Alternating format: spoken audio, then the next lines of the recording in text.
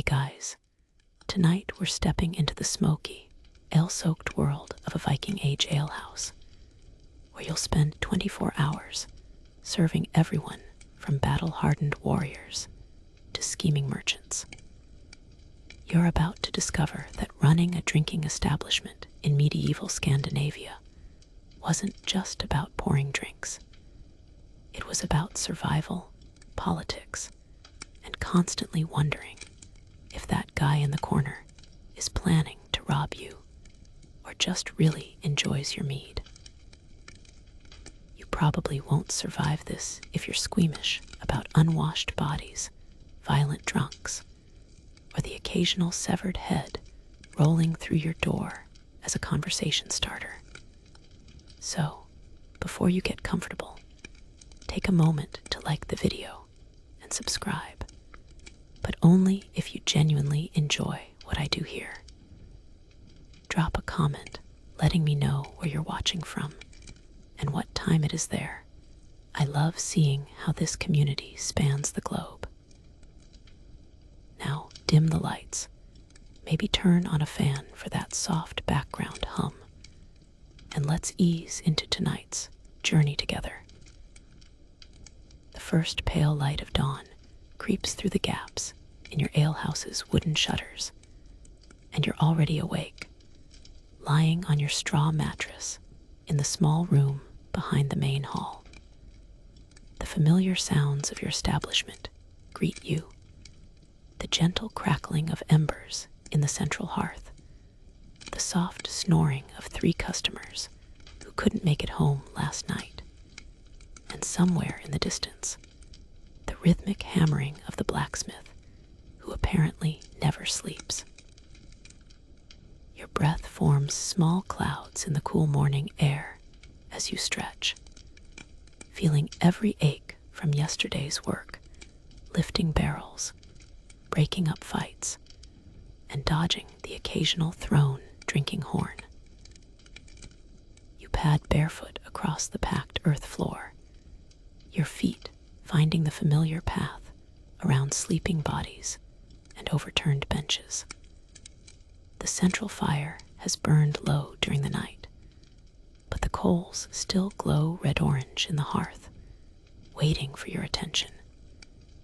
Medieval Scandinavians were master firekeepers, understanding that a properly banked fire could burn for days without going out completely, a skill that literally meant the difference between life and death during harsh winters.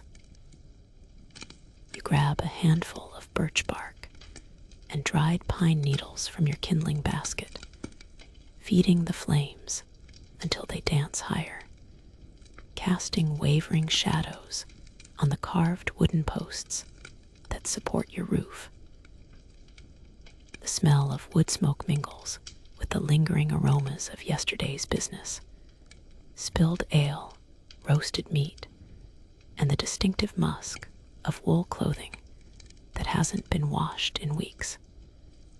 One of your overnight guests, a trader from the looks of his fine cloak, stirs on his bench and mumbles something about his mother in his sleep. You've learned not to judge. Even the toughest warriors sometimes cry for their mothers when they're deep in their cups.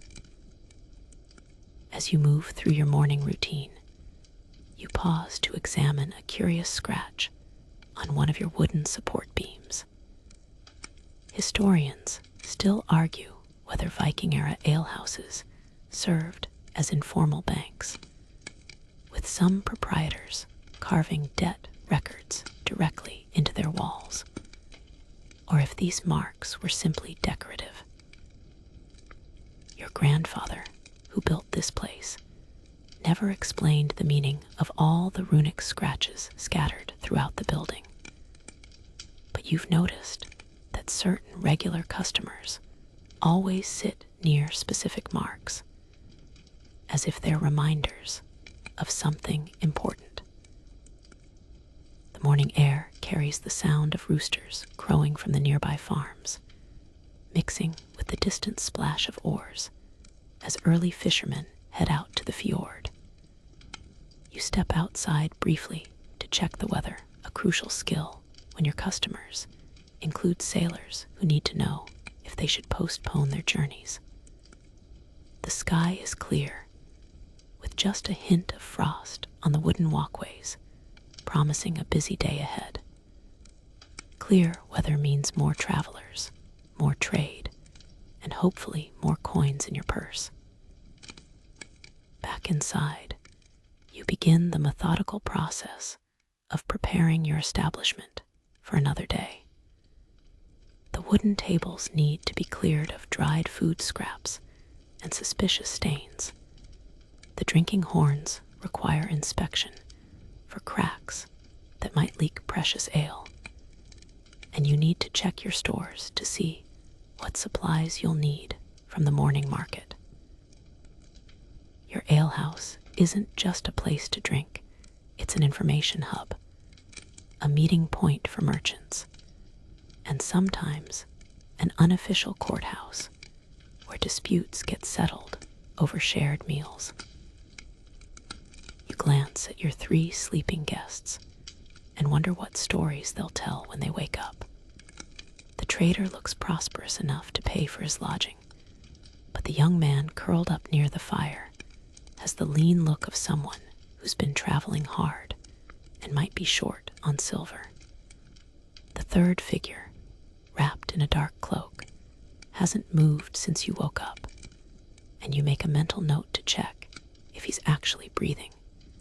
It wouldn't be the first time someone used your alehouse as a convenient place to die. As the sky gradually lightens from deep purple to pale gold, you feel the familiar mixture of anticipation and dread that comes with running a business in an era where your customers carry weapons and your competitors might solve disputes with axes rather than words. But there's also excitement in the air. You never know who might walk through your door today, what news they might bring from distant lands, or what adventures they might invite you to join. Though honestly, most of your adventures involve cleaning up after other people's adventures, which is probably safer for everyone involved. The fire now burns steadily, casting dancing light across the ale-stained tables as you begin the sacred morning ritual of brewing. Your large iron cauldron, blackened from years of use, hangs from its chain over the hearth, and you fill it with water from the clay vessels you keep covered near the wall. The water here is good, better than in many settlements, drawn from a spring that your grandfather claimed was blessed by the gods, though he might have been thinking of the god of hangovers, given how much he drank from it. Brewing ale in the Viking Age wasn't just cooking. It was a combination of art, science, and prayer to whatever deities governed fermentation. You measure out barley malt from your largest storage jar, the grain golden and sweet-smelling, already partially converted to sugars during the malting process. Medieval Scandinavians had mastered the art of malting centuries before anyone understood the chemistry behind it, soaking barley until it sprouted, then drying it with hot air to stop the germination process. The result was a grain rich in the enzymes needed to turn starch into sugar, which would then feed the yeast and create alcohol. As you stir the malt into the warming water, creating a thick, porridge-like mixture called the mash, you reflect on the irony that your livelihood depends on controlled rot. Yeast, those invisible creatures that transform sweet grain water into intoxicating ale, were as mysterious to your ancestors as they were essential. Some brewers swore by stirring their mash with the same wooden, paddle their grandmothers used, believing it carried the spirits of successful fermentation. You use your grandfather's paddle, though you're not sure if it's superstition or just good business sense. Either way, it hasn't failed you yet. The trader stirs and sits up, rubbing his eyes and looking around with the confused expression of a man who's forgotten where he fell asleep. "Good morning," you call softly, not wanting to wake the others just yet. "Ale will be ready soon if you're thirsty." He nods gratefully, probably experiencing the dry mouth and fuzzy head that comes from drinking too much mead the night before. Medieval people didn't have our modern understanding of hangovers, but they certainly knew the cure: more alcohol, preferably something weak like small ale. You strain the liquid from the mash through a woven basket, letting the sweet wort drip into another container. This is the moment of truth. The liquid should be clear and golden, with a sweet, malty flavor that promises good ale to come. You take a small sip, nodding with satisfaction. Your grandfather always said you could tell a good brewer by the taste of their wort, and years of practice have taught you to detect the subtle differences that separate excellent ale from the kind that makes customers choose your competitors. The spent grain doesn't go to waste. Nothing does in an age where resources are too precious to discard.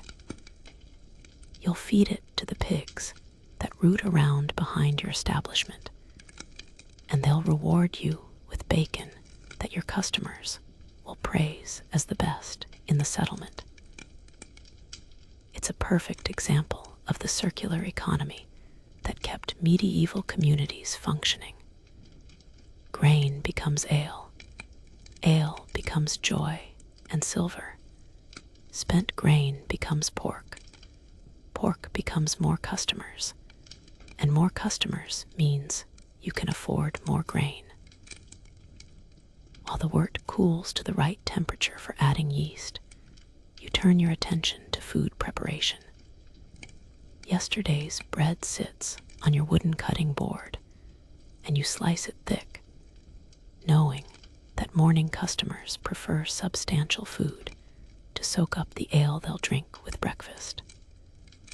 The bread is dense and dark, made from barley and rye flour, with a slightly sour taste that comes from the natural fermentation process. Modern people might find it heavy, but it's packed with nutrition and stays fresh longer than the fluffy white bread that won't be invented for centuries. You check your stores of dried fish, smoked meat, and preserved vegetables. The fish, mainly herring and cod, hang from the rafters like silvery curtains, their scales catching the firelight. Historians still argue whether Viking-era alehouses served as informal restaurants, or if food was just an afterthought to the drinking. But your experience suggests that customers who eat well drink more and cause fewer problems.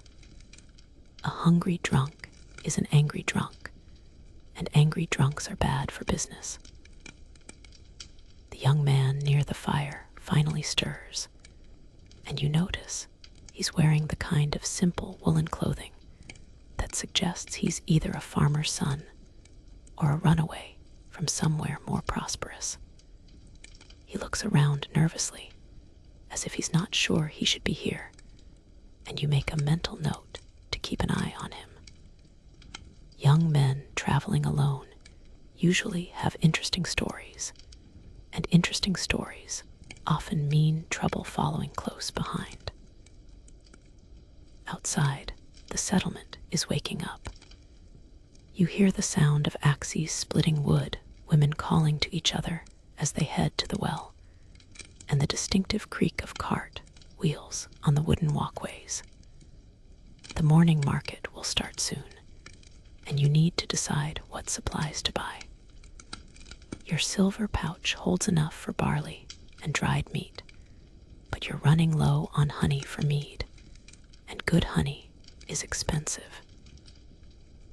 The beekeeper who supplies you is reliable, but charges premium prices, claiming his bees produce the sweetest honey because they feed on wildflowers from the high meadows.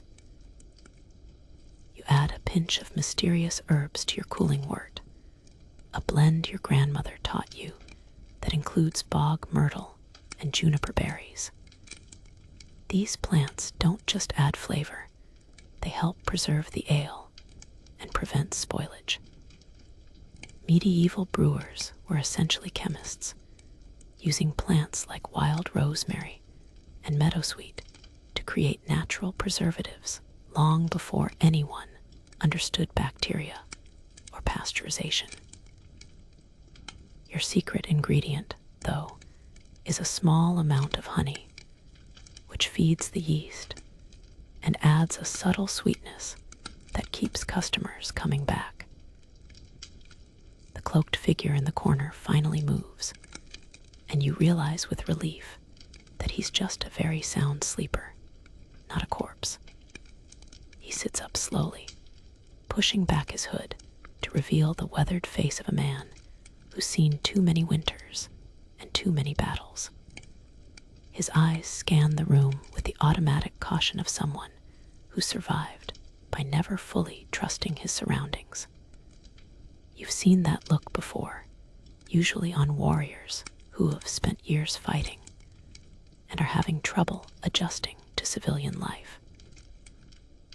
The heavy wooden door swings open with a creak that announces your first official customer of the day. Olaf, the rope maker, stumbles in, his massive frame filling the doorway as he shakes morning dew from his woolen cloak. His hands, permanently stained with tar and rough from handling hemp fibers, grip the doorframe as he surveys your establishment with the practiced eye of a man who's sampled ale in every drinking house from here to the Baltic Sea. "Morning, friend," he rumbles, his voice like stones grinding together. "Tell me you've got something stronger than yesterday's weak brew." You grin and tap the side of your nose, a gesture that's become your trademark. "Fresh batch cooling as we speak, but I've got some of last week's strong ale if you're man enough to handle it before the sun's fully up." Olaf laughs, a sound like distant thunder, and settles onto one of your sturdier benches. The rope-making trade requires tremendous strength. Medieval ship rigging depended on ropes that could withstand storms and the tremendous stress of sail-powered navigation. Rope makers like Olaf could twist fibers into cables strong enough to hold a longship steady in a gale, and they developed arm and shoulder muscles that made them formidable drinking companions. Behind Olaf comes Astrid, one of the few women who regularly frequents your establishment. She's a merchant in her own right, trading in amber and furs, and she's earned the respect of even the most traditional male customers through her sharp wit and sharper business sense. Women in Viking Age society had more freedom than in many other medieval cultures, and successful female merchants weren't uncommon, though they still had to navigate a world where physical strength often settled disputes. Astrid carries herself with the confidence of someone who's never lost a negotiation and isn't planning to start today. "Any news from the harbor?" she asks, settling beside Olaf and accepting a horn of your second strongest ale. I heard Bjorn's ship was spotted yesterday evening. The mention of Bjorn's name causes a subtle shift in the room's atmosphere. Even the mysterious cloaked figure seems to lean forward slightly, though he pretends to be examining his fingernails. Bjorn is a successful trader who's rumored to have connections with settlements as far away as Constantinople, and his arrivals always bring excitement, exotic goods, and occasionally trouble. You pour yourself a small horn of ale and join the conversation. Saw the dragonhead prow myself at sunset, you confirm. But the ship was riding low in the water. Either they're carrying heavy cargo, or they took on water during the crossing. Medieval sailors lived in constant fear of their vessels taking on water during rough seas. Viking longships were remarkably seaworthy for their time, but they were built for speed and maneuverability rather than cargo capacity, and overloading could turn a routine voyage into a disaster. The trader from last night finally approaches your serving area, moving with the careful steps of a man whose head is still catching up with his body. Food, he croaks, and something to wash it down with. You slide a thick slice of bread across the wooden counter, along with a small pot of butter that's been kept cool in your underground storage area. Butter was a luxury in the Viking Age, requiring not just cows, but also the specialized knowledge of how to churn cream without it spoiling. You charge premium prices for butter, but customers pay it gladly because it transforms simple bread into a satisfying meal. You're from the southern settlements, Astrid observes, studying the trader's clothing and the style of his belt buckle. What's the news from there? The trader pauses in his careful chewing to consider his answer. Information is as valuable as silver in an age where communication depends on travelers, and smart merchants know that sharing news can be more profitable than hoarding it. The king is raising taxes again, he says finally. Claims he needs silver for a new expedition, but most people think he's just building another hall. This news generates interested murmurs from your customers. Taxation in the Viking Age was an unpredictable affair, often depending more on the ruler's current ambitions than on any systematic policy. Kings and jarls funded their military expeditions, building projects, and lavish feasts through a combination of taxation, tribute from conquered territories, and the profits from raiding. Historians still argue whether Viking-era taxation was more or less oppressive than the systems that developed in later medieval periods. But from a tavern keeper's perspective, higher taxes meant customers with less disposable income. The young man who spent the night near your fire finally works up the courage to approach the group. "I'm looking for work," he says, his voice barely above a whisper. "I can work with wood, leather, or iron. I'm not particular." The admission hangs in the air, and you sense a story behind his desperate tone. Young men didn't typically travel alone unless they were running from something: debt, family obligations, or legal troubles. But they also didn't usually announce their willingness to work for anyone who would hire them, unless they were genuinely desperate. Olaf studies the young man with the calculating gaze of someone who's hired and fired dozens of workers. "What's your name, boy?" he asks, not unkindly. "And what are you running from?" The directness of the question makes the young man flinch, but he straightens his shoulders and meets Olaf's eyes. "I'm called Eric, and I'm not running from anything. I'm running toward something." It's a clever answer, and you see Astrid nod approvingly. She appreciates wit, especially when it's displayed under pressure. "What kind of something?" Astrid asks, leaning forward with interest.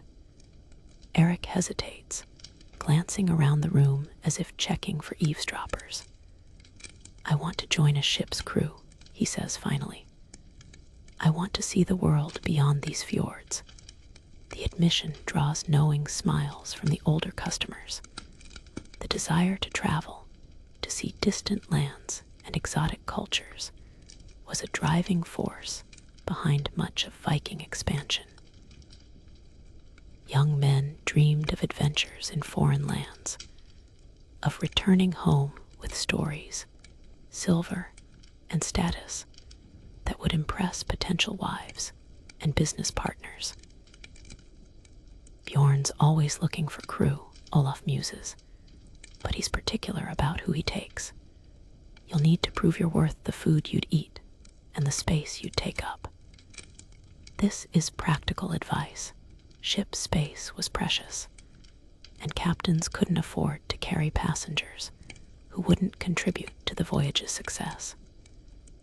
Crew members needed to be sailors, fighters, and traders all at once, capable of handling everything from storms to negotiations with foreign merchants.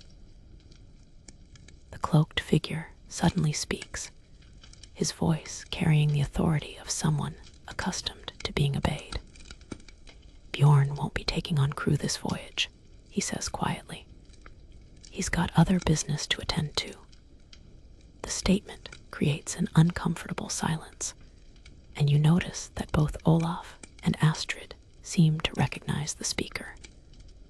His knowledge of Bjorn's plans suggests he's not just another traveler passing through, and the way he speaks implies he's someone whose opinions carry weight in the community. You refill horns and mugs, keeping your expression neutral while absorbing every word of the conversation. Your alehouse serves as an informal intelligence network where news, rumors, and gossip flow as freely as the ale. Smart proprietors learn to listen more than they speak, filing away information that might prove valuable later. The conversation between your customers is painting a picture of political tensions, economic pressures, and personal ambitions that could affect your business in ways you haven't yet considered. By the time the sun reaches its zenith, your alehouse has transformed from a quiet morning gathering place into a bustling hub of activity. The midday crowd brings a different energy, farmers taking a break from their work, merchants conducting business over shared drinks, and the kind of characters who prefer to do their trading when the shadows are short and everyone can see clearly. The morning's gentle conversation has given way to louder voices, the clink of coins changing hands, and the occasional burst of laughter that signals a successful joke or a profitable deal. Magnus, the grain merchant, arrives with his usual entourage, 2 burly assistants who serve as bodyguards, porters, and intimidation specialists, depending on the situation. Magnus controls much of the barley trade in the region, which means he controls the raw material that brewers like you need to stay in business. He's a shrewd negotiator who understands the power that comes from controlling essential resources, and he's not above using that power to squeeze extra profit from his customers. Still, he pays his bills on time and doesn't start fights, which makes him preferable to some of your more volatile customers. I hear you're running low on quality barley, Magnus says, settling his considerable bulk onto a reinforced bench. His assistants remain standing, their eyes constantly scanning the room for potential threats. Lucky for you, I've got 3 sacks of the finest grain from the southern valleys, barely touched by the rain, perfectly malted, guaranteed to produce ale so smooth it'll make your customers weep with joy. The sales pitch is delivered with the confidence of a man who knows you need what he's selling more than he needs your silver.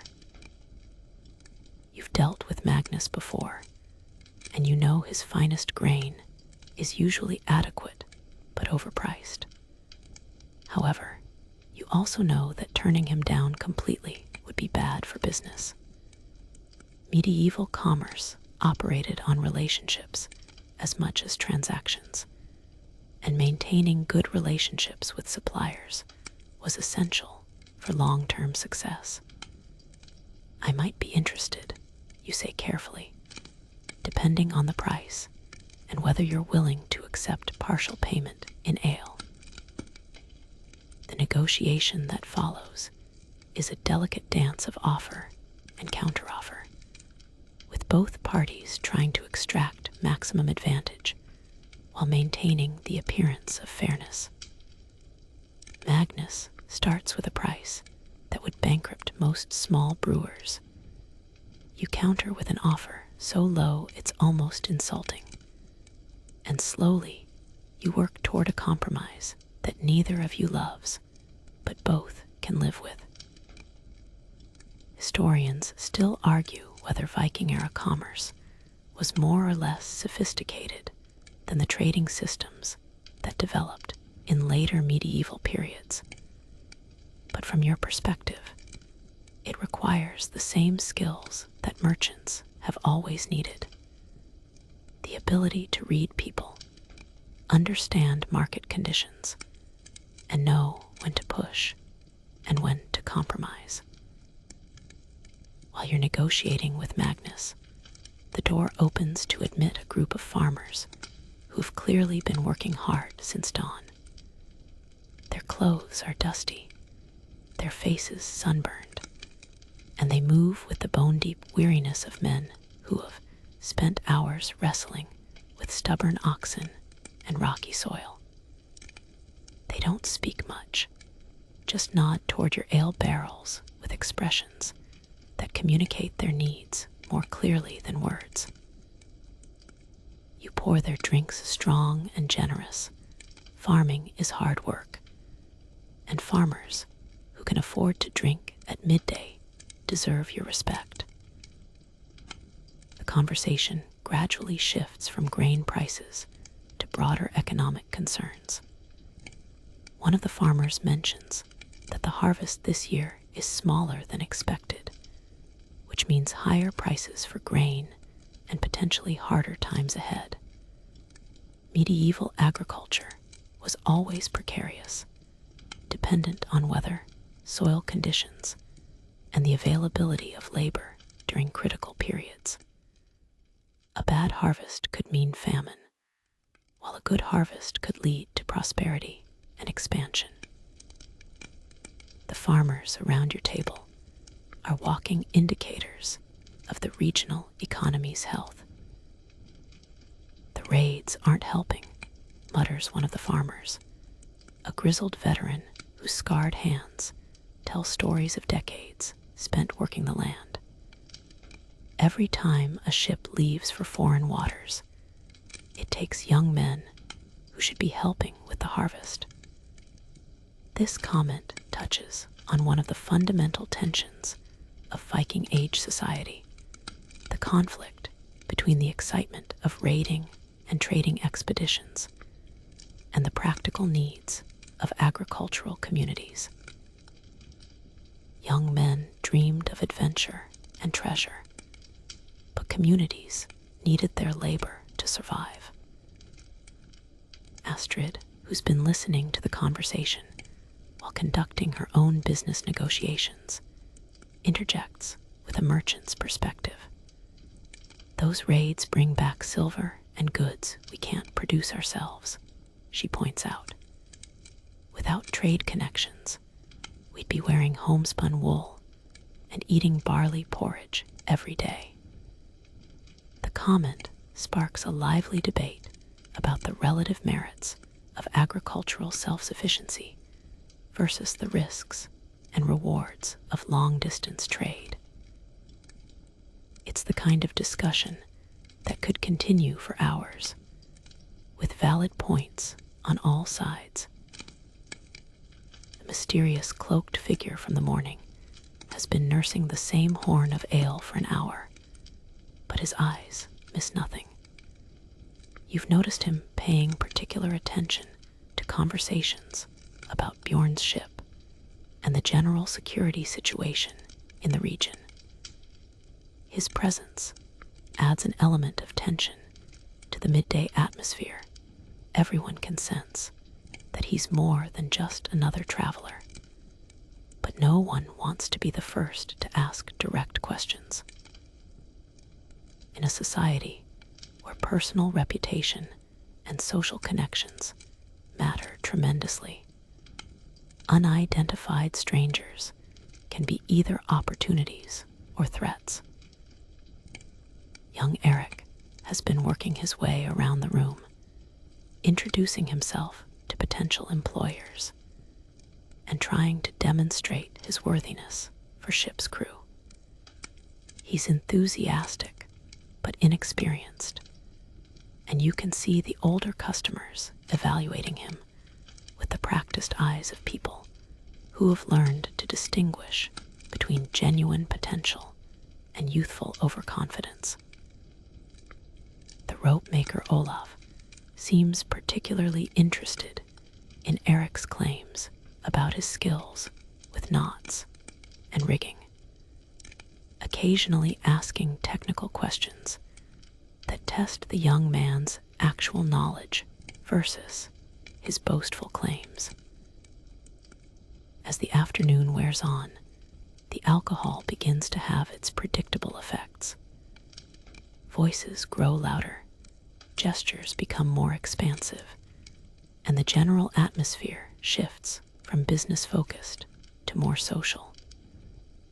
This is the dangerous time in any tavern keeper's day, the period when customers are drunk enough to be unpredictable, but not so drunk that they've lost their capacity for violence.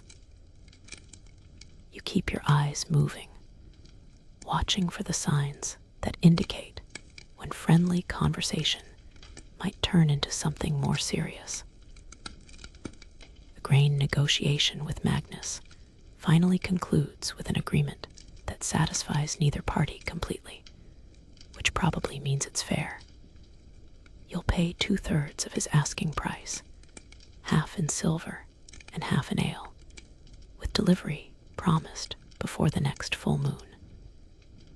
Magnus seals the deal with a firm handshake and a warning that the quality of barley available next season depends on how well the southern settlements can defend themselves against increased raiding activity. It's a reminder that in the Viking Age, business and warfare were never completely separate concerns. The afternoon sun slants through your windows, casting long golden bars across the packed earth floor as a new voice rises above the general conversation.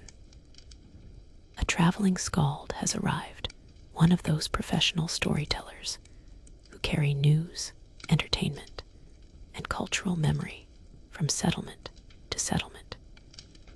He's a lean man with prematurely gray hair and the kind of compelling voice that can hold an audience spellbound for hours. His arrival changes the entire atmosphere of your alehouse, as conversations quiet and benches are shifted to create better listening positions. "Gather round, friends," the skald announces, his voice carrying the practiced authority of someone who's performed before kings and farmers with equal skill. "I bring tales from the great world beyond your fjords, stories of distant lands where the sun sets like a golden coin into wine-dark seas, and where merchants trade in spices that smell like the breath of gods." His opening words are carefully chosen to capture attention, while promising exotic content that will justify the coins his audience will drop into his purse. You continue serving drinks while the skald settles into his performance, but you're listening as carefully as your customers. Professional storytellers were the mass media of the medieval world, carrying news, entertainment, and cultural information across vast distances. They were journalists, historians, and entertainers rolled into one, and smart tavern keepers knew that a good skald could draw customers who might otherwise drink elsewhere. The skald's presence also means you can charge slightly higher prices. People pay more for drinks when they're getting entertainment with their alcohol. In the great city of Miklagard, the skald begins, using the Norse name for Constantinople. "I witnessed wonders that would make your local magicians weep with envy." He describes Byzantine architecture, Greek fire, and the elaborate court ceremonies of the Eastern Roman Empire with vivid detail that suggests he's actually been there. Medieval storytellers often mixed first-hand observation with inherited tales and pure imagination, creating narratives that were part travelogue, part history, and part fantasy. Audiences didn't always care about strict accuracy. They wanted stories that transported them beyond their daily lives. The customers are completely absorbed now, their ale forgotten as they lean forward to catch every word. Magnus, the grain merchant, looks particularly interested in the skald's descriptions of Byzantine trade goods and commercial practices. Astrid takes mental notes about potential new markets for her amber and furs. Even the mysterious cloaked figure seems engaged, though he maintains his careful anonymity. Medieval audiences were active participants in storytelling events, asking questions, requesting favorite tales, and sometimes correcting details based on their own knowledge. But the most wondrous sight, the skald continues, was the great lighthouse of Alexandria, a tower so tall it seems to pierce the very heavens, topped with a mirror that can set enemy ships ablaze from a distance of 10 miles. This is pure fantasy. The lighthouse of Alexandria had been destroyed centuries earlier, but the skald delivers it with such conviction that his audience accepts it as recent news. Historians still argue whether medieval storytellers intentionally mixed fact and fiction, or genuinely believed all the tales they told. But from your perspective as a tavern keeper, accuracy matters less than entertainment value. The skald's repertoire includes stories of strange creatures encountered in distant lands, men with the heads of dogs, women who live underwater and lure sailors to their deaths, and birds so large they can carry off full-grown cattle. These tales serve multiple purposes.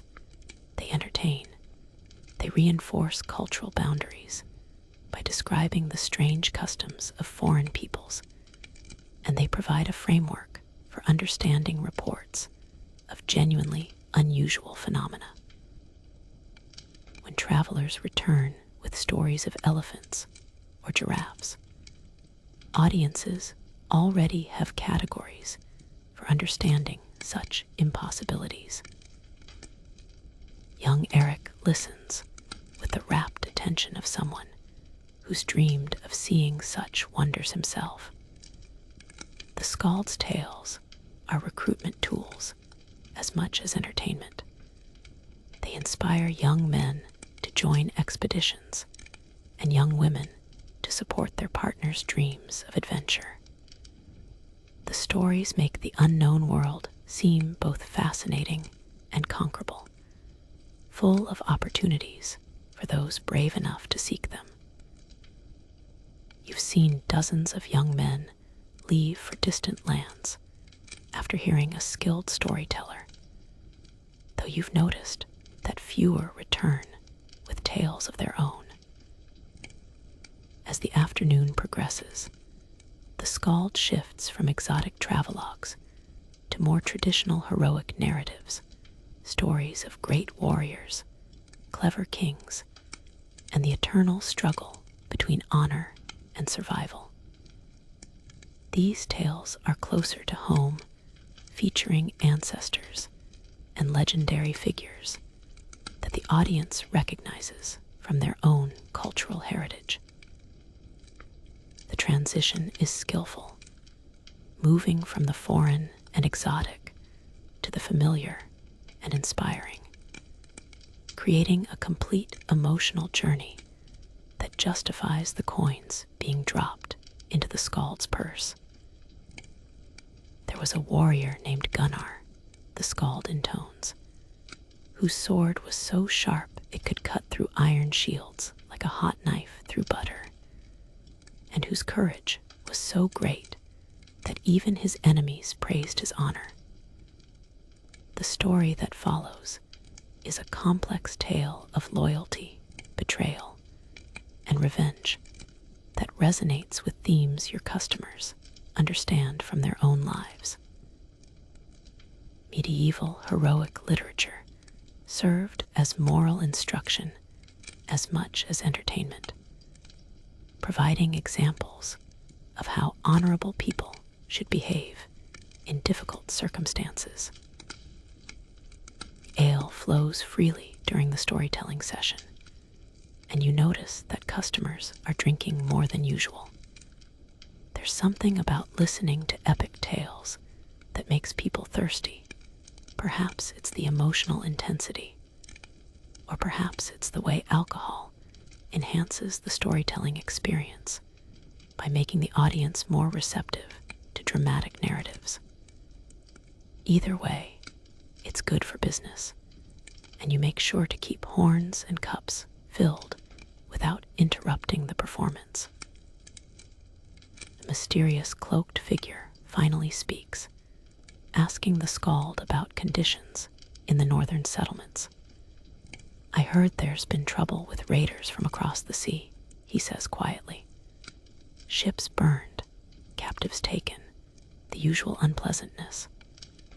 The Skald nods gravely, confirming that several coastal communities have been attacked recently. The news creates a subtle shift in the room's atmosphere.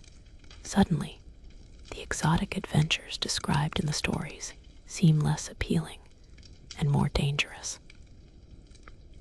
Raiding was a two-edged sword in Viking society, bringing wealth and glory to successful participants, while making all coastal communities vulnerable to retaliation. The Skald concludes his afternoon session with a poem about the importance of hospitality and the bonds between hosts and guests. It's a traditional ending that reinforces social values while subtly complimenting your establishment and its customers. The applause is genuine and generous, and the coins that find their way into the skald's purse suggest that the performance was worth its cost. You'll stay for the evening meal and probably perform again after dark, when the audience will be larger and more generous with their drinking. As the formal storytelling session ends, conversations resume with new energy and focus. The skald's tales have provided topics for discussion, reference points for understanding current events, and inspiration for personal dreams and ambitions. Your customers are more animated now, their imaginations sparked by visions of distant lands and heroic possibilities. The afternoon has been profitable in multiple ways. You've sold more ale, your customers are happier, and your establishment has been enhanced by association with quality entertainment. The late afternoon sun casts long shadows across your alehouse as you prepare for the evening's most important event, a feast honoring several local dignitaries who have chosen your establishment for their celebration. Word arrived this morning that Jarl Olsen would be attending with his retinue, along with a wealthy merchant from the southern territories and a visiting priest who's been conducting business with the local Christian converts. This is the kind of gathering that can make or break a tavern keeper's reputation, and you've been planning the menu and logistics for days. Your assistant, a capable young woman named Helga, has been working since noon to prepare the feast. She's the daughter of a farmer who couldn't afford to keep feeding another mouth, but she's proven invaluable in your kitchen. Her knowledge of herbs and cooking techniques rivals that of women twice her age, and she has the organizational skills needed to coordinate multiple courses for demanding customers. Medieval feast preparation was a complex undertaking that required precise timing, quality ingredients, and the ability to adapt quickly when things went wrong. The centerpiece of tonight's meal will be a whole roasted pig, slowly turning on a spit over the central fire. The animal was slaughtered yesterday and has been marinating in a mixture of ale, honey, and imported spices that cost more than most people earn in a month. The skin is beginning to crackle and bubble, releasing aromas that make even your regular customers pause in their conversations to inhale appreciatively. Roasting a whole pig requires skill and constant attention. Too much heat, and the outside burns while the inside remains raw. Too little, and you'll be serving tough, flavorless meat to people who expect perfection. Helga tends to the various side dishes with the focused intensity of a general coordinating a battle. Clay pots bubble over smaller fires, filled with root vegetables, barley porridge enriched with butter and herbs, and a fish stew that incorporates the morning's catch from the harbor. Medieval feasting wasn't just about quantity. It was about demonstrating prosperity, hospitality, and cultural sophistication. The variety of dishes, the quality of ingredients, and the skill of preparation all sent messages about your establishment's status and your personal capabilities as a host. Bread for tonight's feast is special, made with wheat flour instead of the usual barley, shaped into elaborate braids and decorated with seeds that you purchased from a spice merchant at considerable expense.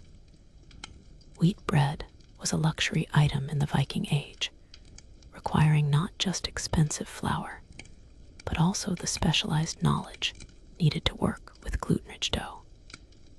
Your wheat bread serves as both food and status symbol, demonstrating to your guests that you consider them worthy of your finest offerings.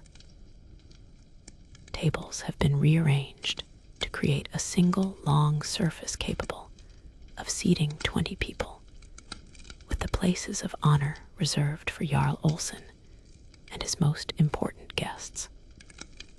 The seating arrangement is crucial. Medieval society was intensely hierarchical, and placing someone in the wrong position could cause offense that might last for generations. You've consulted with Astrid, who understands local politics better than almost anyone, to ensure that your seating plan reflects current power relationships and doesn't accidentally insult anyone important. The ale for tonight's feast comes from your personal reserve, a batch you've been aging for 6 months in oak barrels that were previously used for imported wine. The aging process has mellowed the harsh edges while adding complexity and depth that your regular customers rarely experience. You've also prepared mead made with the finest honey and flavored with imported spices, a drink so expensive that you only serve it on special occasions.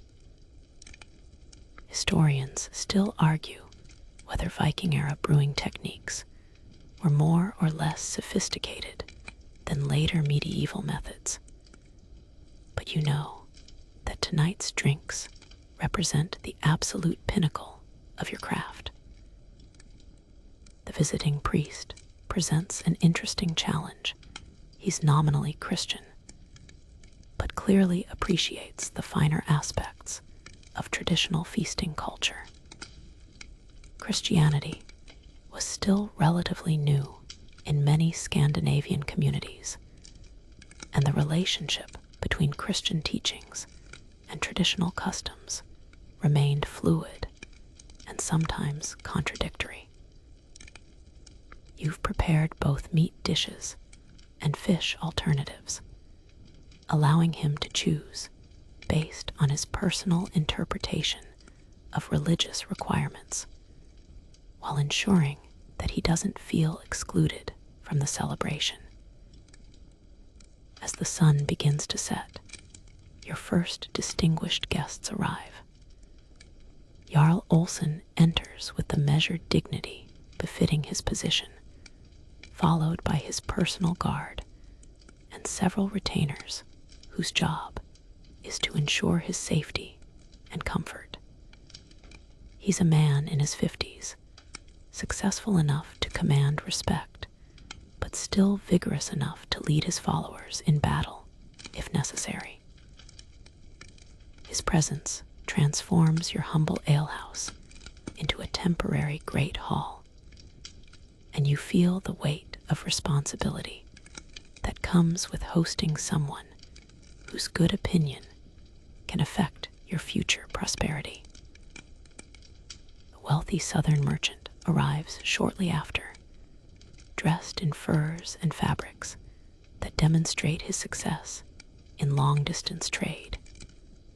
His bodyguards are well-armed professionals who scan your establishment with the automatic suspicion of men who have learned that wealth attracts dangerous attention.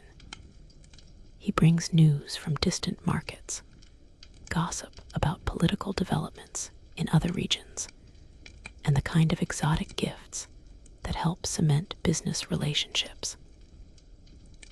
Medieval commerce depended heavily on personal connections, and tonight's feast is as much about building those connections as it is about celebrating existing achievements.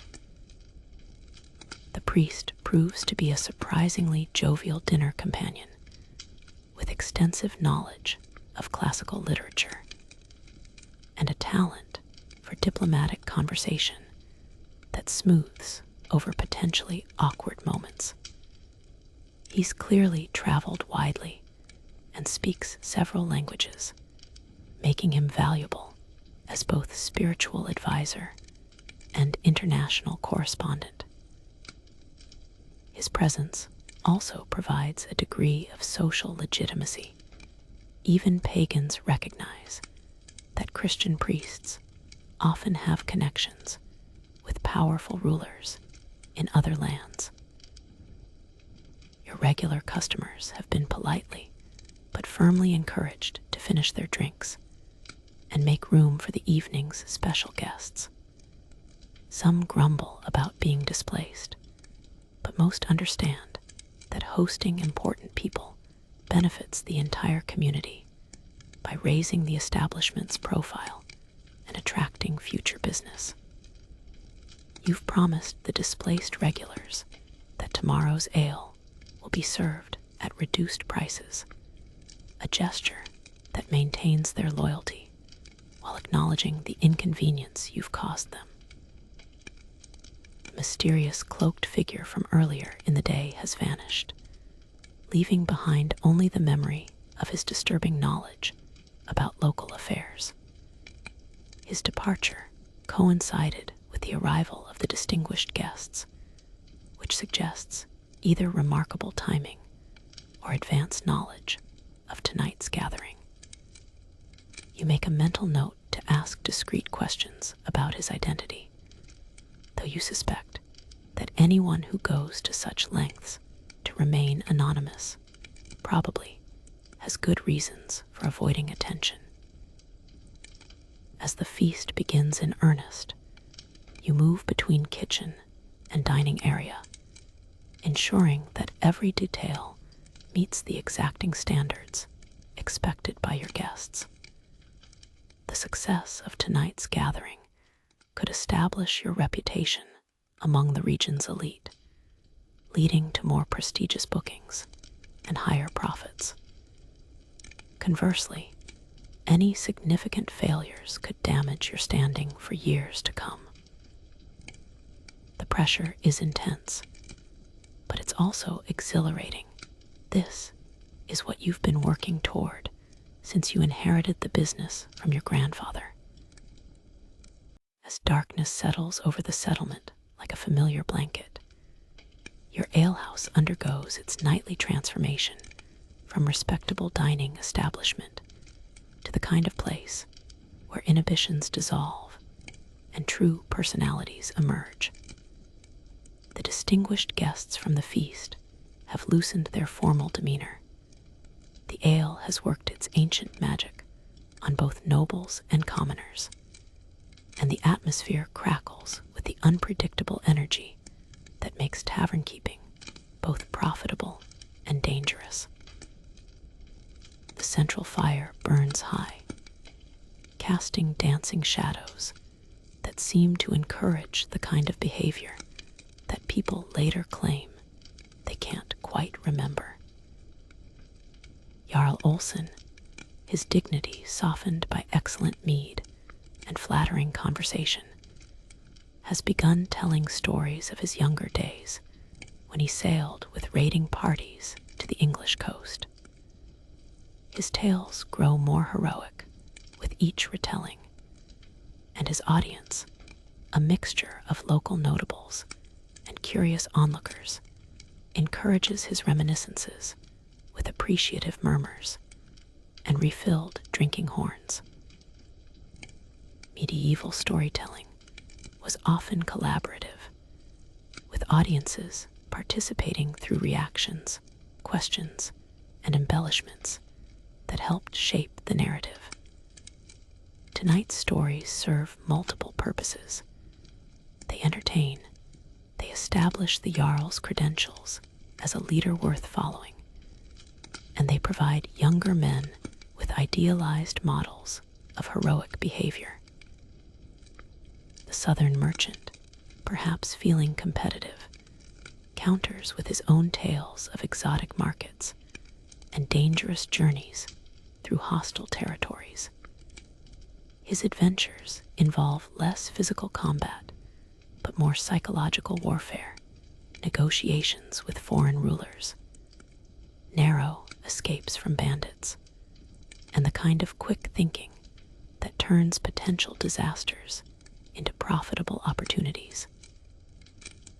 His stories appeal to a different audience than the Jarl's military exploits, attracting listeners who dream of wealth rather than glory, comfort rather than honor. Young Eric has somehow managed to attach himself to a group of experienced sailors who've been evaluating his potential as crew material. They're putting him through an informal examination that involves increasingly difficult questions about seamanship, navigation, and the practical skills needed to survive months at sea. The sailors are enjoying their role as examiners, asking trick questions and sharing sea stories that reveal the harsh realities behind the romantic dreams of adventure.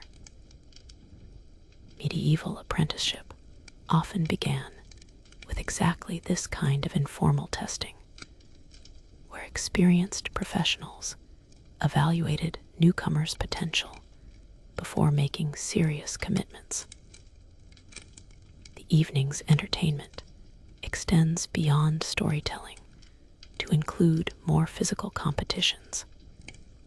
Someone has produced a set of dice carved from walrus ivory, and serious gambling has begun at one of the corner tables. The stakes start small but escalate quickly as winners become overconfident and losers try to recoup their losses.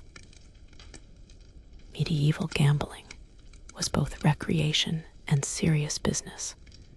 Fortunes could be won or lost in a single evening, and disputes over games frequently led to violence. You keep a careful eye on the dice game, ready to intervene if the stakes rise beyond what the participants can afford to lose. At another table, arm wrestling contests have broken out between men who need to prove their strength after hours of sitting and drinking. The competitions are good-natured but intensely competitive, with spectators placing side bets and offering increasingly creative insults to distract the contestants. Physical strength was highly valued in Viking Age society, where manual labor dominated daily life and personal combat remained a real possibility. These informal contests served as both entertainment and social sorting mechanism, establishing hierarchies based on demonstrable abilities rather than inherited status. The priest, surprisingly, has proven to be an enthusiastic participant in the evening's festivities. He's leading a group in singing traditional songs that predate Christianity, but apparently don't conflict with his religious beliefs.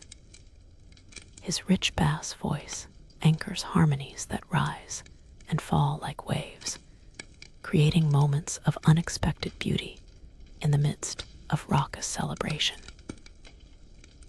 Music was one of the few art forms that crossed all social boundaries in medieval society.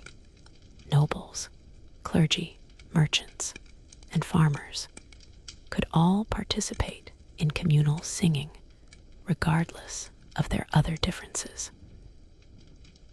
Helga moves through the crowd with practiced efficiency, refilling drinking vessels and clearing away the remains of the feast.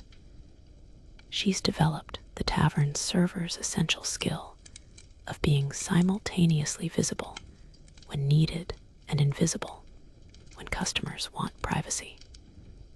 Her earnings tonight, a combination of wages and tips from generous customers, will probably exceed what her family's farm produces in a month. The economic opportunities available to capable women in Viking Age society were limited but real, and jobs in successful alehouses represented genuine paths to financial independence. The ale and mead continue to flow, and you're calculating profits while monitoring the crowd's mood for signs of trouble. The evening is profitable beyond your expectations. The combination of distinguished guests and quality entertainment has attracted customers who normally drink elsewhere, and they're spending freely on your premium beverages. However, you're also aware that success brings new challenges. The more successful your establishment becomes, the more likely it is to attract the attention of competitors, tax collectors, and the kind of trouble that follows wealthy enterprises. Magnus, the grain merchant, has cornered the southern trader in what appears to be a serious business discussion involving hand gestures, scribbled calculations, and occasional references to a leather pouch that probably contains samples of whatever they're negotiating about. Medieval business was often conducted in taverns, where the informal atmosphere encouraged the kind of personal relationships that made complex deals possible. The alcohol helped. Two negotiations that might drag on for days in formal settings could be concluded in hours when both parties were relaxed and optimistic. The dice game has attracted a crowd of spectators, and the stakes have risen to levels that make you nervous. One player, a young man whose expensive clothing suggests he comes from a wealthy family, has already lost more silver than most people see in a year. His opponents are experienced gamblers who've clearly identified him as an easy mark, and they're systematically separating him from his inheritance with the patient skill of professional predators. You're torn between the profit motive. Gambling generates drink sales and occasionally produces generous tips, and the knowledge that allowing obvious exploitation in your establishment could damage your reputation. The arm wrestling competitions have evolved into more elaborate strength contests, with participants attempting to lift increasingly heavy objects while their supporters cheer and jeer. Someone has produced a large stone that serves as the ultimate test of strength. Only 3 men in the room can lift it above their heads, and their achievement earns them both respect and free drinks.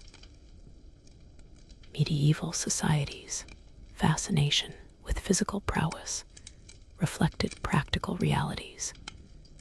In a world where survival often depended on strength, endurance, and courage, these qualities commanded genuine admiration. As the night progresses, romantic interests begin to emerge. You notice several flirtations developing between customers who arrived separately, but seem to be discovering mutual attraction over shared drinks and laughter.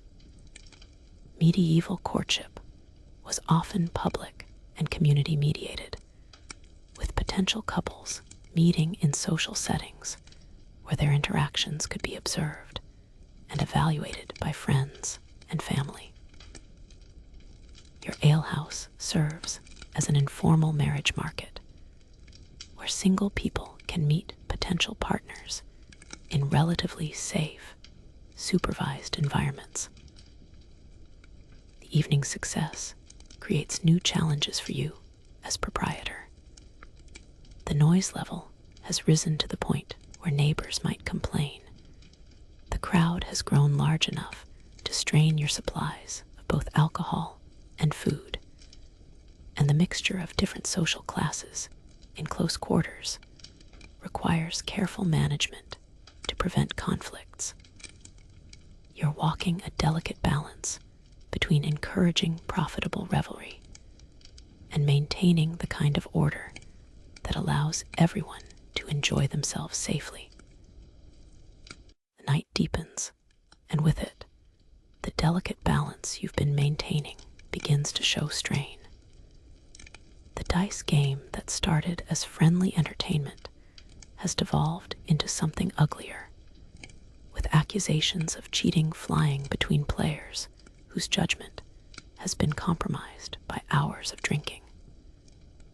The young, wealthy gambler has now lost what appears to be his family's entire seasonal income, and desperation has replaced his earlier confidence. His opponents, sensing weakness, press their advantage with the remorseless efficiency of wolves, isolating a wounded deer from the herd. That die is weighted, the young man slurs, pointing an unsteady finger at the ivory cube that's been consistently working against him. I demand to examine it. The accusation creates a dangerous silence in the immediate area as conversations stop and hands drift toward weapon hilts. Cheating accusations in medieval gambling were serious matters that could escalate quickly from words to bloodshed. The experienced gamblers exchange glances that communicate volumes. They're professionals who have faced similar situations before, and they know exactly how dangerous the next few minutes could become. You step forward carefully, your voice calm, but carrying the authority of someone speaking in his own establishment. Perhaps we should examine all the dice, you suggest, just to ensure everyone's confidence in the game. It's a diplomatic solution that allows the accusation to be investigated without forcing anyone to lose face immediately. The gamblers nod reluctantly. They can't refuse without appearing guilty, but you can see in their eyes that they resent your interference in their carefully orchestrated fleecing of an inexperienced victim. Meanwhile, at the far end of the room, a different kind of tension is developing. Two groups of men who apparently have some history with each other have been exchanging increasingly pointed comments about past grievances. The details are unclear, something involving a woman, a business deal gone wrong, and accusations of cowardice during a recent raid. But the hostility is unmistakable. Medieval feuds could simmer for generations, passed down from fathers to sons like inherited diseases.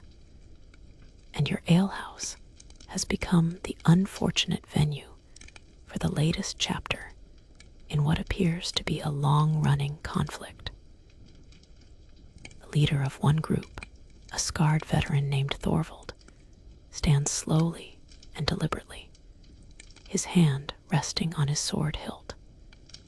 Some men, he says loudly enough for everyone to hear, make promises they can't keep, and then blame others when their failures become public knowledge. The insult is carefully crafted, specific enough to be clearly directed at his enemies, but vague enough to avoid making explicit threats that would force immediate violence.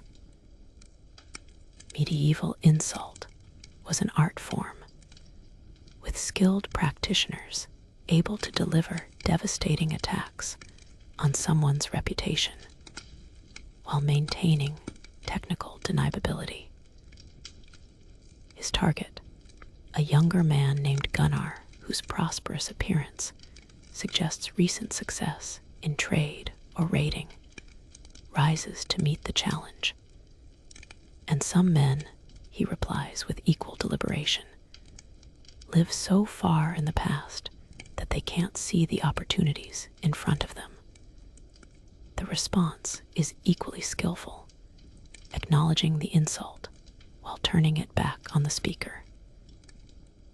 The exchange has captured the attention of everyone in the room, creating the kind of electric atmosphere that precedes either violence or backing down. And in warrior culture, backing down often carried costs that made violence seem preferable. You find yourself in the unenviable position of trying to diffuse multiple simultaneous crises.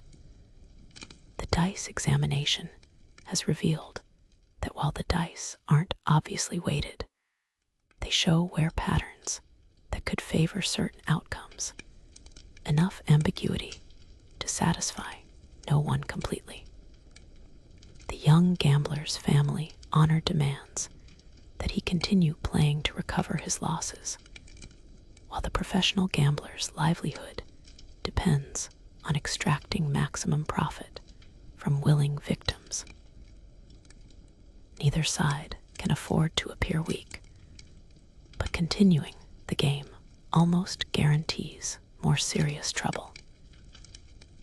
The confrontation between Thorvald and Gunnar has reached the stage where their respective supporters are positioning themselves for potential combat.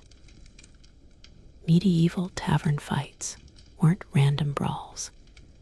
They were carefully choreographed affairs where participants had to balance personal honor, group loyalty, and practical considerations about the consequences of violence. Everyone in the room understands the unwritten rules. Insults can escalate to challenges. Challenges can lead to combat. And combat can result in deaths that create blood feuds lasting generations. Jarl Olsen, his earlier jovial mood sobered by the developing tensions, attempts to exert his authority. This is neither the time nor the place for settling old grievances, he declares, his voice carrying the weight of legitimate political power.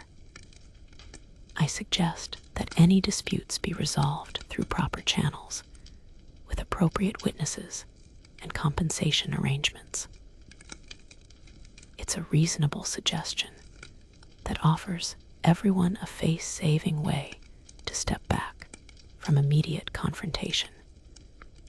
But you can see the limitations of political authority when dealing with men whose honor has been publicly questioned. The priest, surprisingly, proves more effective at diffusing tension than the Jarl. He begins telling a story about forgiveness and the futility of revenge, not as a sermon, but as entertainment that gradually captures the attention of the potential combatants. His technique is subtle. He doesn't directly address the conflict, but instead creates a narrative framework that allows the participants to reconsider their positions without appearing to back down. Medieval clergy often served as mediators in disputes, using their education, moral authority, and storytelling skills to prevent violence that would damage entire communities. The Southern merchant, meanwhile, has been quietly conducting his own investigation of the dice controversy. His conclusion, delivered with the authority of someone who's seen gambling in a dozen different cultures, is that while the dice may be imperfect, the young man's losses are primarily due to inexperience and overconfidence rather than deliberate cheating. This assessment allows both sides to save face while ending the game before it escalates further. The professional gamblers get to keep their winnings. The young man learns an expensive lesson, and you avoid having blood spilled on your floor. The tension between Thorvald and Gunnar proves more difficult to resolve.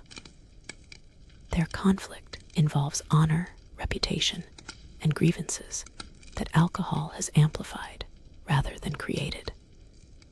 However, the combination of the Jarl's political pressure, the priest's moral suasion, and the general recognition that tavern fights rarely solve anything meaningful gradually creates space for a face-saving compromise.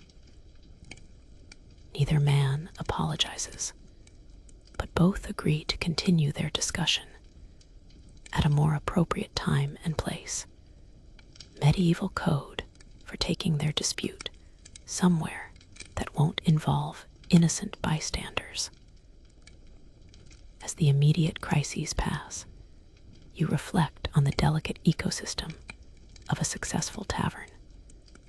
Your establishment serves multiple communities simultaneously: local residents, traveling merchants, political figures, and various social classes whose interests don't always align. Managing these competing demands requires diplomatic skills that rival those of professional negotiators, plus the physical courage needed to enforce your decisions when diplomacy fails. Tonight's incidents remind you that success in the tavern business depends on much more than brewing good ale and cooking decent food. The crowd begins to thin as customers recognize that the evening's entertainment has shifted from celebration to potential violence. Some leave voluntarily, sensing that the atmosphere has become unpredictable. Others are diplomatically encouraged to settle their tabs and seek entertainment elsewhere. By midnight, your customer base has contracted to the hardcore drinkers, the genuinely homeless, and a few individuals whose reasons for staying aren't entirely clear, but probably aren't entirely innocent either. As the crowd thins and the night settles into its deepest hours, your alehouse transforms once again.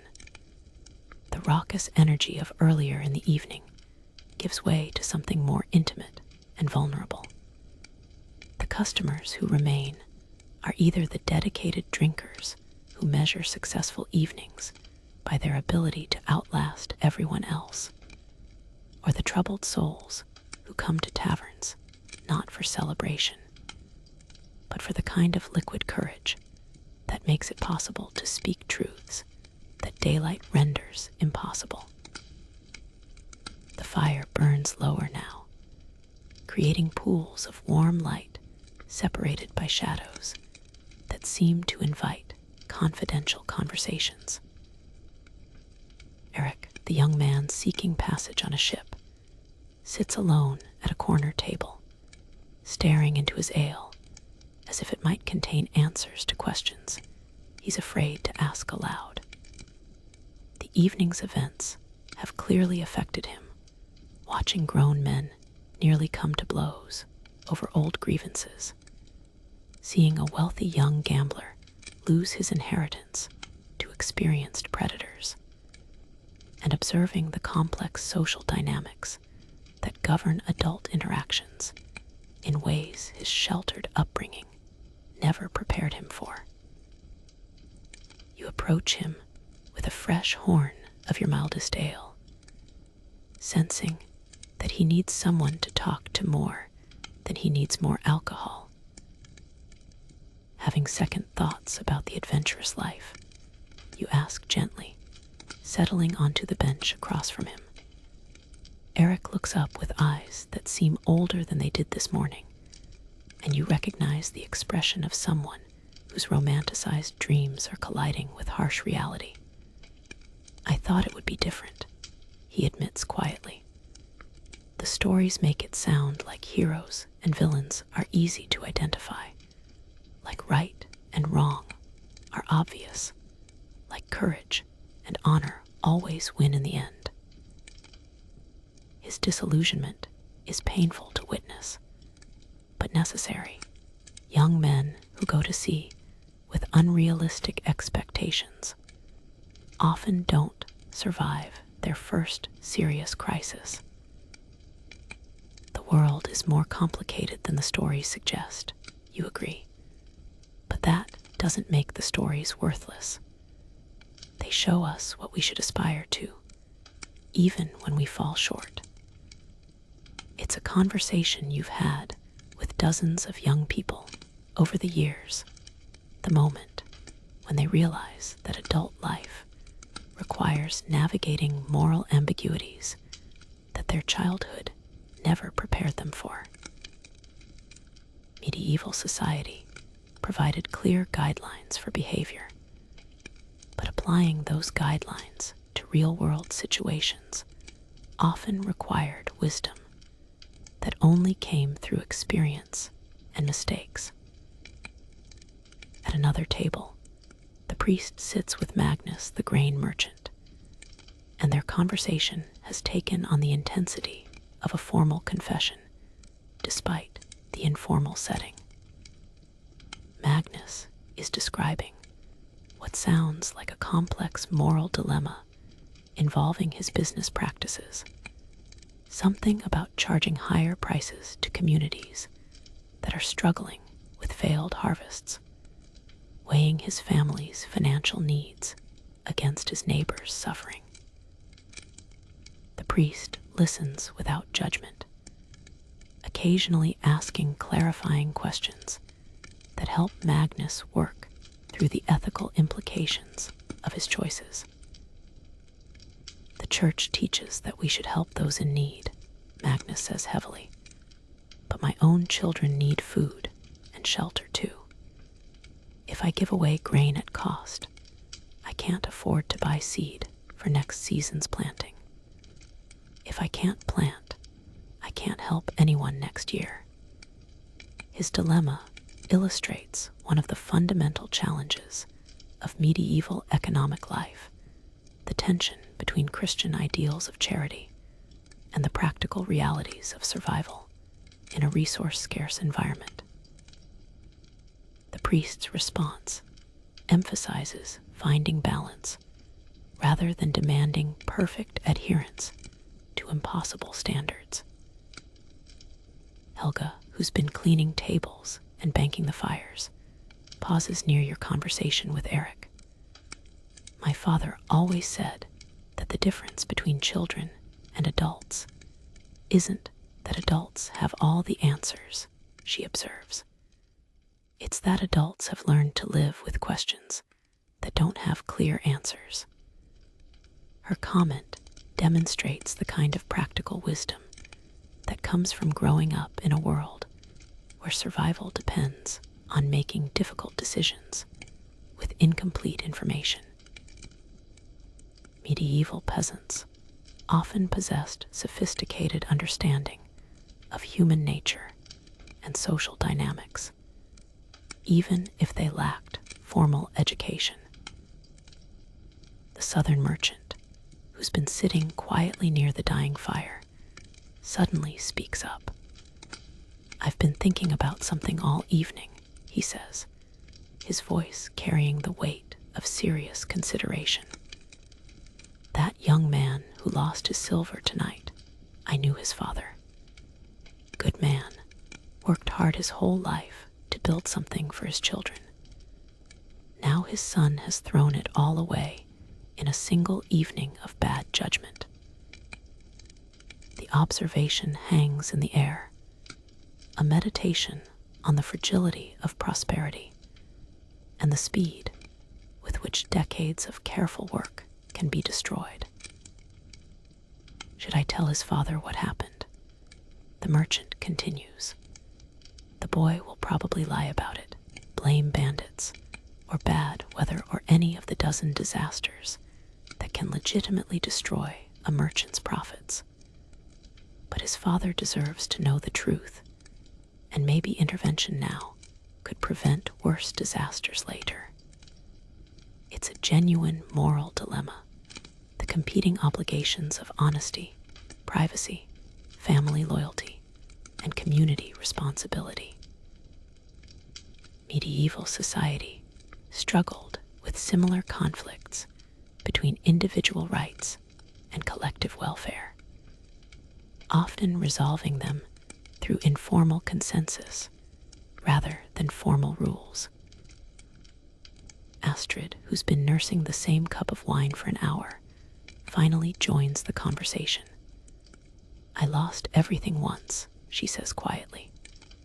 "Not through gambling or stupidity, just bad luck and worse timing.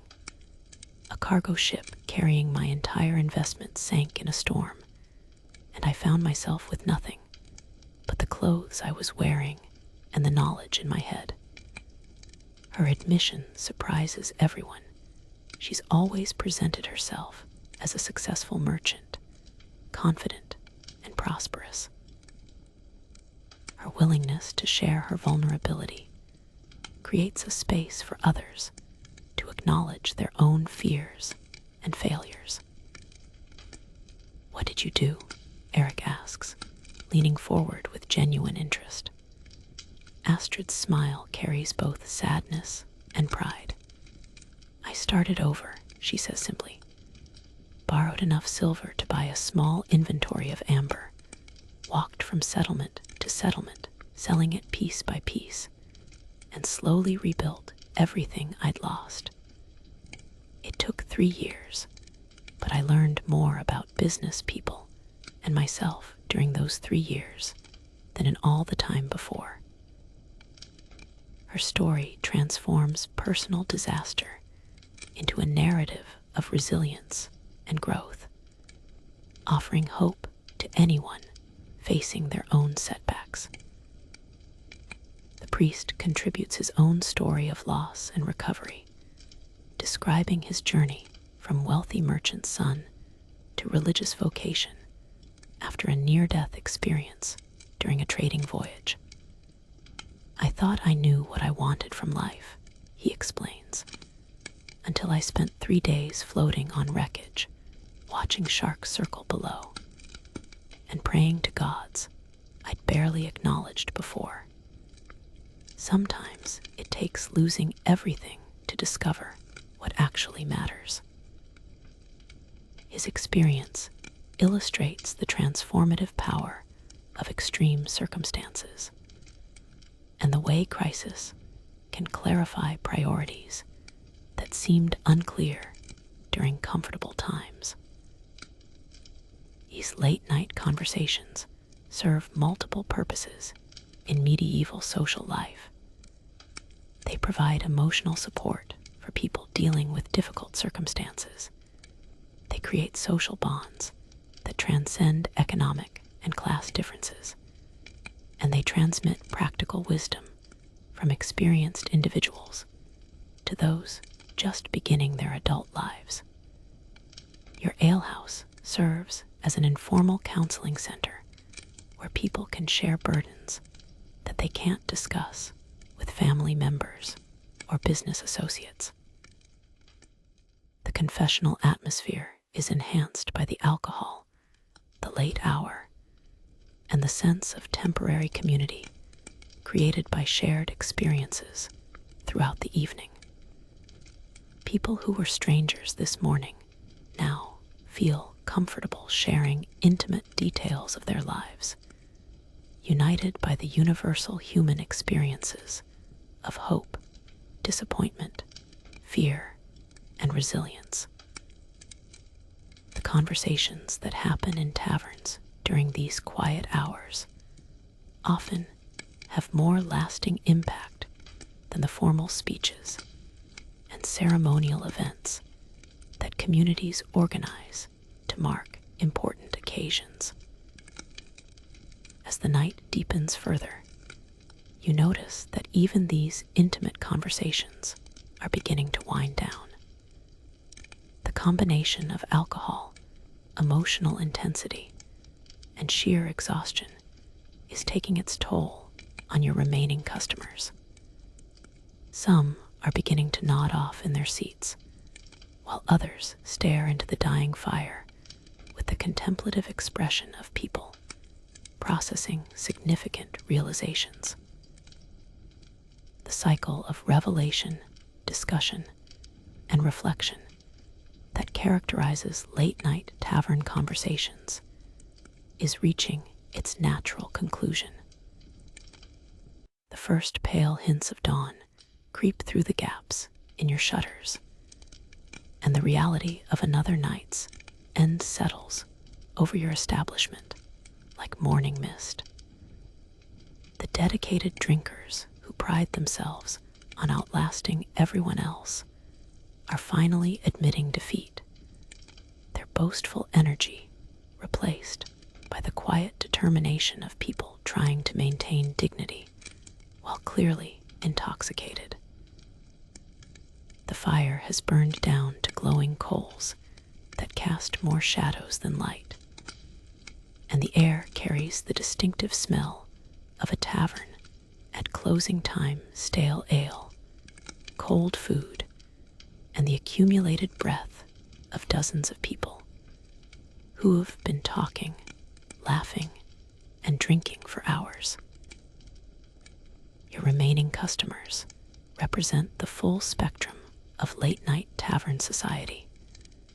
There's old Henrik, a retired sailor who claims to have visited every port from Iceland to the Black Sea, though his stories grow more elaborate with each telling, and probably contain more imagination than fact. He sits in his usual corner, slowly working through a horn of weak ale while humming sea chanties that might be authentic or might be his own compositions. After 40 years of listening to his tales, you're no longer sure he knows the difference himself. Beside the dying fire, two farmers who should have been home hours ago conduct the kind of philosophical discussion that only seems profound when you're drunk enough to believe you're solving the great questions of existence. They're debating whether it's better to live a short, glorious life or a long, peaceful one, a topic that's occupied thinkers since the beginning of time, but takes on special urgency in a culture that celebrates both warriors and wise elders. Their conversation meanders through personal anecdotes, half-remembered stories, and logical leaps that make perfect sense to them, but would probably puzzle sober observers. Eric has finally succumbed to exhaustion and alcohol, his head resting on his folded arms as he sleeps at his table.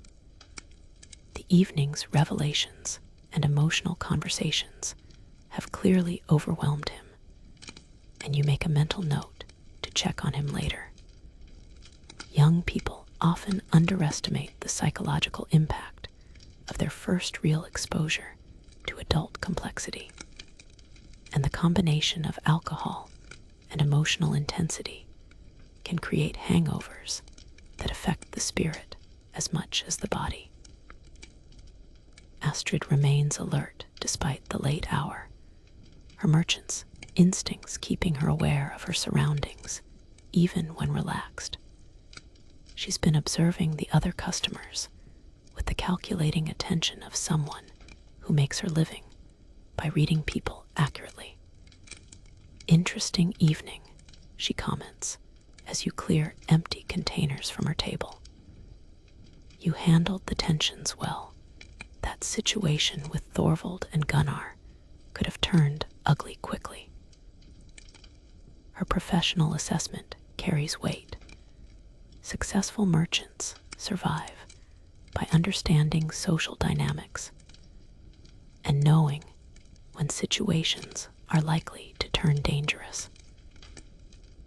The priest has been writing in a small leather journal, perhaps recording observations about human nature that will inform future sermons, or simply maintaining a travel diary that helps him remember the communities he visits. Medieval clergy often served as informal anthropologists, documenting local customs and social patterns that might otherwise be lost to history. His presence throughout the evening has provided a stabilizing influence, demonstrating how religious authority could complement rather than conflict with traditional social structures. Magnus, the grain merchant, snores softly in his chair, having reached the point where sleep overtook his ability to consume more alcohol. His bodyguards remain alert despite their own drinking, a testament to their professionalism and their understanding that their employer's vulnerability increases with his intoxication. Medieval commerce required this kind of constant vigilance. Successful merchants accumulated enemies along with wealth, and relaxation was a luxury that could prove deadly if extended too long. The southern trader has been conducting a final inventory of the evening's business, calculating profits and losses from both formal transactions and informal gambling. His methods are methodical and professional, suggesting years of experience in markets where accurate accounting could mean the difference between prosperity and ruin. He's also been studying the other customers with the attention of someone who understands that information can be as valuable as silver in the right circumstances. You begin the familiar ritual of closing time, banking the fire to ensure it will survive until morning, collecting empty containers and checking them for damage, and mentally reviewing the night's events for lessons that might improve future operations. The evening has been profitable in multiple ways: financially successful, socially enriching, and educational in terms of understanding your community's dynamics and needs. However, it's also been exhausting, requiring constant attention to potential problems and diplomatic skill in managing competing personalities and interests. The few customers still capable of coherent conversation begin sharing final observations about the evening's events. There's a general consensus that it was a night worth remembering, though opinions differ about which aspects were most significant. The gambling controversy, the near fight between old enemies, the storytelling session, and the late-night confessions all contributed to an experience that felt more substantial than simple entertainment or basic social interaction. Nights like this remind me why I enjoy tavern life, Henrik observes, his words slightly slurred, but his sentiment clear. Where else can you see the full range of human nature in a single evening? Heroes and villains, wisdom and foolishness, generosity and greed, all mixed together like ingredients in a complex stew. His metaphor is apt. Your establishment serves as a laboratory for human behavior, where people reveal aspects of themselves that might remain hidden in more formal social settings. As you guide your remaining customers toward the door, you're struck by the temporary nature of the community that formed in your alehouse tonight. People who were strangers this morning shared intimate conversations, resolved conflicts, formed business partnerships, and created memories that will influence their future decisions. By tomorrow night, most of them will be back to their regular routines, but the connections formed tonight will persist in subtle ways that help bind the community together. The last customer finally departs, leaving you alone with the mess and the memories. The silence feels profound after hours of constant conversation, laughter, and background noise. You stand in the doorway, breathing the cool morning air and watching the sky slowly lighten over a community that's largely unaware of the dramas, negotiations, revelations, and reconciliations that occurred in your establishment while they slept. The sun will rise on people whose lives were subtly changed by the night's events, though most won't recognize the full significance of those changes for days or weeks to come. You sit at your worn wooden table, the one with the knife, marks from that memorable evening when Thorstein the Loud decided to demonstrate his carving skills on something other than meat.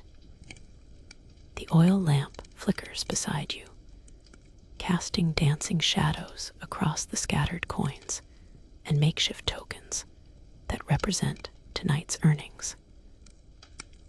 Your fingers sort through the mix of silver hacksilver, foreign coins, and those peculiar brass tokens that Bjorn the trader insists are worth their weight in actual currency, though you suspect he's been pulling that particular trick on every tavern keeper from here to Constantinople.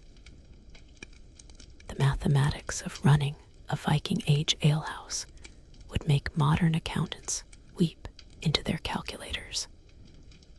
You've got 3 Byzantine solidi, a handful of Arabic dirhams that somehow found their way into a Norse warrior's purse, and enough pieces of chopped up silver arm rings to forge a small bracelet.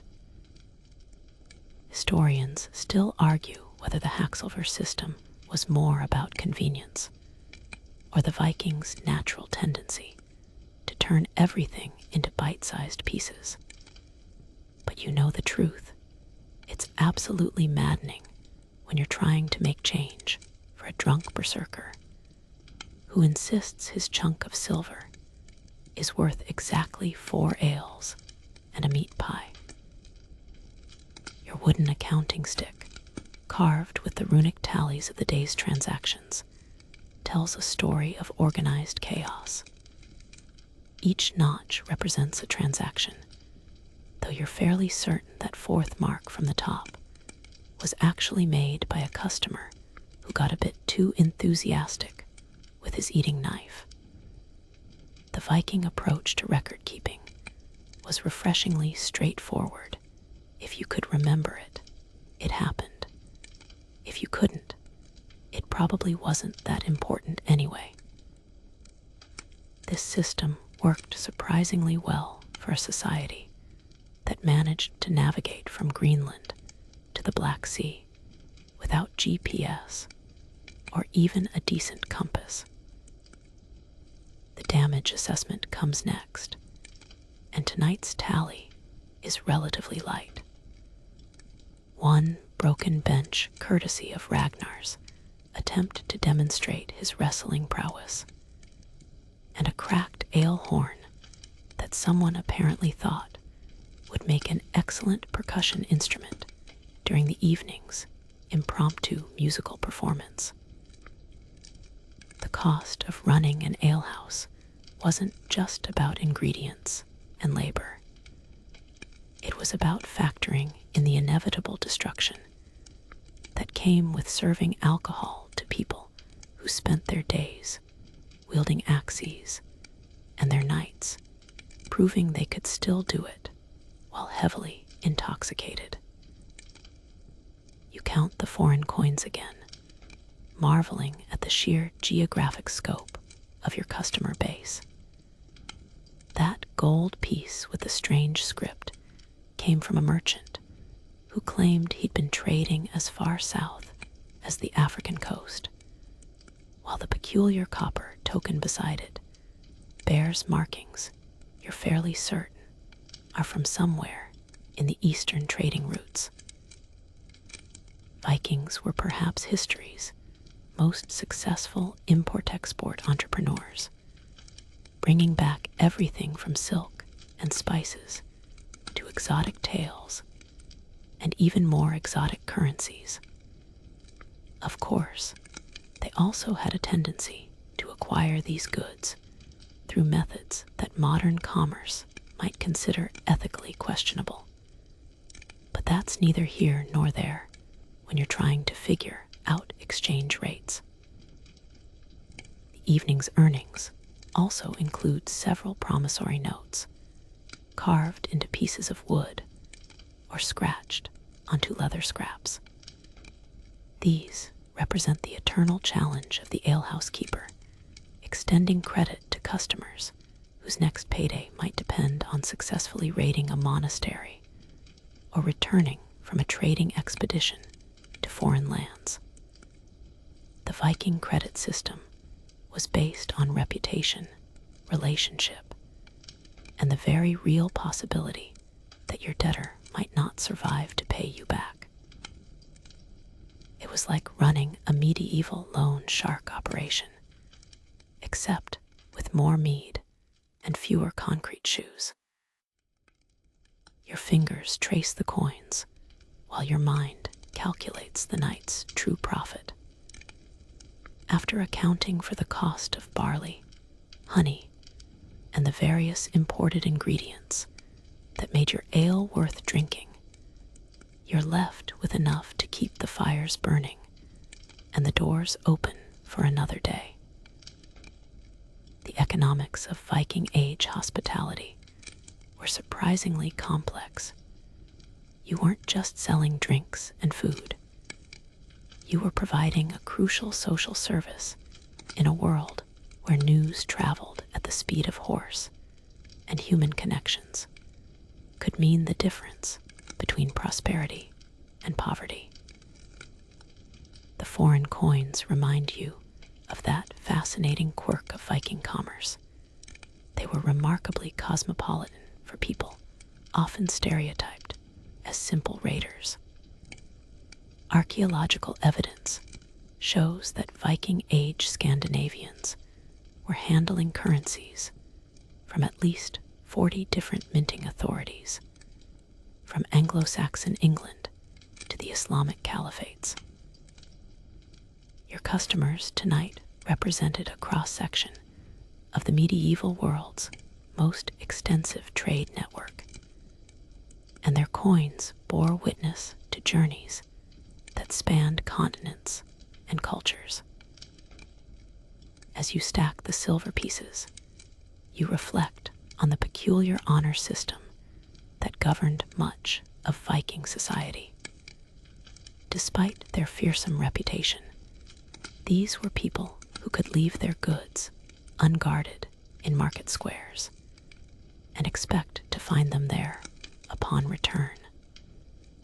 The same warriors who might cheerfully raid a foreign settlement would scrupulously avoid cheating their local alehouse keeper.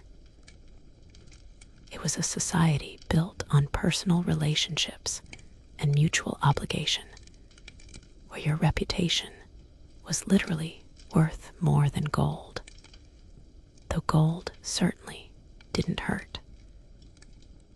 The accounting continues, and you make mental notes about inventory needs for tomorrow. The imported wine went faster than expected, thanks to those noble visitors who apparently believed that their social status required them to consume only the finest beverages. You'll need to send word to the merchant contacts about securing more of those Byzantine amphora, assuming, of course, that the current political situation doesn't interfere with trade routes. Viking Age commerce was always subject to to the whims of weather, warfare, and the occasional diplomatic incident involving someone's son getting a bit too friendly with someone else's daughter. Last coin finds its place in your leather pouch, and you finally allow yourself to lean back in your chair. The alehouse settles around you with the contented creaks and sighs of a building that has survived another day of Viking hospitality. The fire in the central hearth has burned down to glowing embers, casting a warm orange light that transforms the familiar space into something almost magical. This is your favorite time of day or night, really, when the chaos subsides and you can finally hear yourself think. Your eyes drift across the room, taking inventory of tomorrow's challenges. The rushes on the floor will need replacing after tonight's enthusiastic dancing, and that suspicious stain near the back wall requires investigation, though you're fairly certain you don't want to know its origin. The Viking approach to cleanliness was pragmatic rather than obsessive, but even by their standards, some things required attention. Historians still argue whether medieval people were actually as dirty as popular culture suggests. But after a night serving warriors who'd been at sea for weeks, you're pretty sure the answer is yes, and then some. You pour yourself a small cup of your finest ale, the good stuff you keep hidden from customers who might not appreciate the subtle differences between premium brewing and the everyday swill. The liquid amber catches the firelight, and you take a moment to appreciate the craftsmanship that goes into each batch. Brewing in the Viking Age was both art and science, requiring an understanding of grain chemistry that would impress modern brewers, combined with the practical wisdom of knowing exactly how much alcohol your customers could handle before they started breaking furniture. The silence wraps around you like a familiar cloak, broken only by the distant sound of the harbor and the occasional night bird calling from the darkness beyond your walls. This is when you remember why you chose this life, despite its constant challenges and occasional terrors.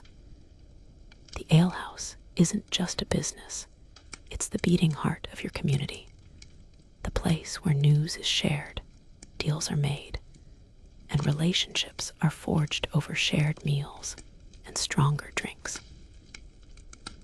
Your thoughts drift to the stories you've heard tonight, carried by travelers from distant lands. Tales of exotic spices and strange customs, of political upheavals in far-off kingdoms, of new trade routes opening and old ones closing. The Viking world was vast and interconnected in ways that would surprise those who think of the medieval period as isolated and insular. Your alehouse serves as a crucial node in this network, a place where information flows as freely as the ale, connecting your small corner of Scandinavia to the broader medieval world. The embers in the hearth pulse gently, like a sleeping heartbeat, and you find yourself growing drowsy. Tomorrow will bring new challenges, new customers, new stories to hear and retell. There will be more ales to brew, more meals to serve, more disputes to mediate, and more coins to count. The cycle continues, as it has for generations of alehouse keepers before you, and as it will for those who come after. But for now, in this quiet moment between the chaos of today and the promise of tomorrow, you allow yourself to simply be. the Vikings understood the importance of taking time to appreciate what you've built, what you've survived, and what you've learned. Life in the medieval world was hard and uncertain, but it was also rich with human connection and simple pleasures that transcended the centuries. Your eyelids grow heavy as the last warmth from the fire caresses your face.